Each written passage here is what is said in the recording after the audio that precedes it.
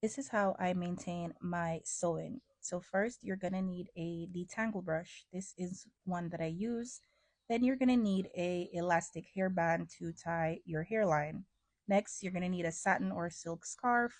And lastly, you're definitely gonna need an edge brush or toothbrush if you have it to brush those edges in. First step is to make sure you detangle the hair. You part it into sections and detangle. Usually I do this from the ends out, but my hair was already detangled, so I could do it from the roots all the way out to the ends. Next, you're gonna get that toothbrush or your edge brush, and you're gonna make sure you brush the hair in the direction you want it to lay. So brush all those small flyaways in and brush it all the way out to the end.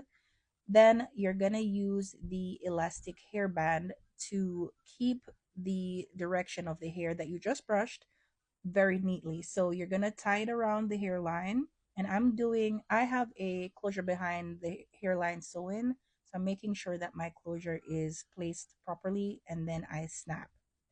Next up, I'm gonna make sure after I've detangled the hair and tied the line, I'm gonna make sure I wrap it a little bit up just so that the ends is out of the way when I put the satin scarf over my head.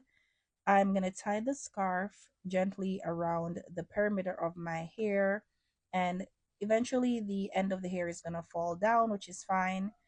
You can choose to wear the hair up or down. So I'm gonna tie it.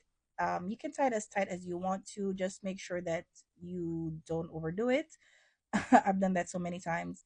Then after I tie, I like to tuck the ends in just to make sure that there's nothing hanging. I don't like that loose feeling on my face or the sides of my cheek, and I get all those ends in.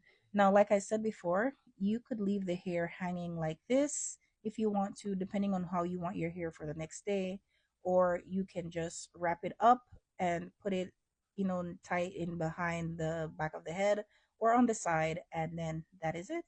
Bye.